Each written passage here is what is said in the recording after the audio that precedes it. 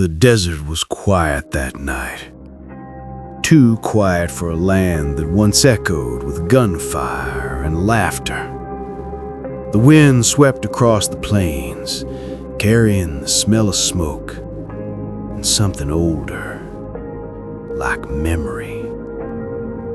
They say every cowboy leaves behind one story. This is Jack's. Jack wasn't a legend. He wasn't the fastest gun or the bravest man.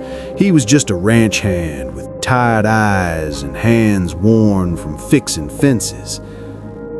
But he had her, Lily, the only light that ever touched his dusty little world. They met by accident one summer evening. She came to town to sell her father's horses, her dress covered in trail dust, her hair tied back with a red ribbon. He tipped his hat. She smiled, and for a moment, the desert didn't feel so empty anymore. For months, he'd find excuses to ride past her family's ranch, bringing supplies, fixing gates, pretending the cattle needed checking. But really, it was just to hear her laugh. And sometimes, if he was lucky, to see that red ribbon in her hair. But the West doesn't let people stay happy for long. There was a gang that rode through those lands, the Bramble Creek Riders, men who took what they wanted and left ashes behind. One evening, smoke rose from Lily's ranch. By the time Jack got there, the house was burning. The air was thick with dust, gunpowder, and screams. He called her name. No answer. Only the crackle of flames and a trail of hoofprints heading toward the canyon. Jack's heart turned to stone. He saddled his horse, grabbed his rifle, and rode after them into the dark. The moon was a silver corn in the sky, and every hoofbeat echoed like thunder. Hours passed. He found the gang's camp deep inside the canyon, a fire burning low, voices laughing, bottles clinking. He saw her there, tied to a post, dirt on her face, fear in her eyes. For a long moment, he just watched, shaken. He knew he was outnumbered, but he didn't care. He whispered to his horse, "Stay low, boy. We only get one chance."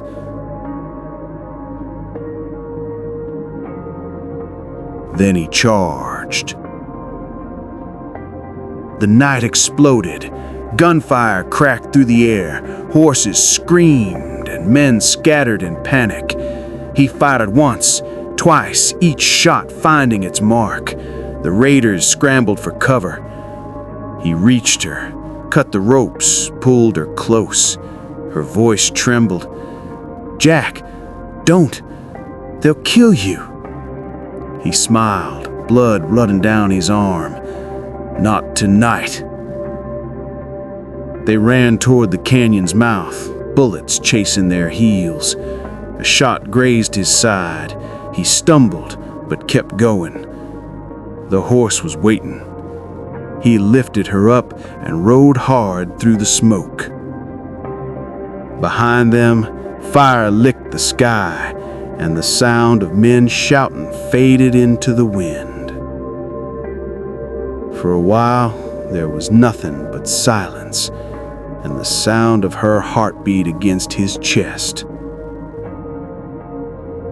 They made it to an old hunter's cabin near the ridge. Jack's wound was bad. He hid it from her, pretending it was just a scratch. He tore a piece of her dress and tied his arm, his hands trembling. "Why did you come for me?" she whispered.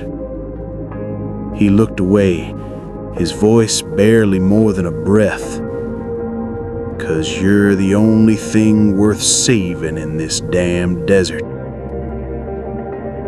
They stayed there till dawn. The fire crackled. Outside, the night gave way to a soft gold light. He could feel the weight of the world fading, but for once, it didn't scare him. When she finally fell asleep, he walked outside, staring at the sunrise. The pain in his chest wasn't from the wound anymore. It was from knowing what he had to do.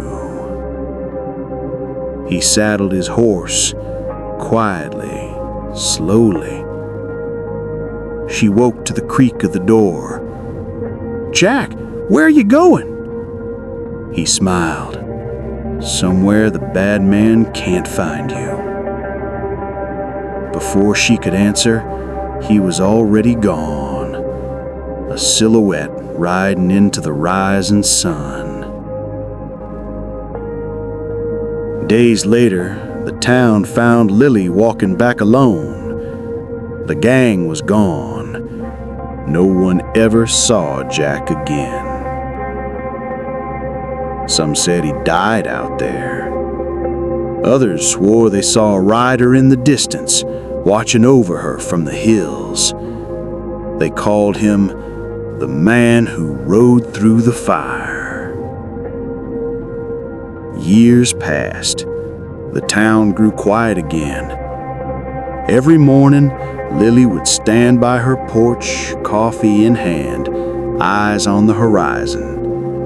And sometimes, when the wind was right, she could hear it, the distant echo of a horse galloping across the plains. Slow, steady, fading into the dawn. She'd whisper his name and smile, because deep down she knew, even in the wildest places, love always finds a way.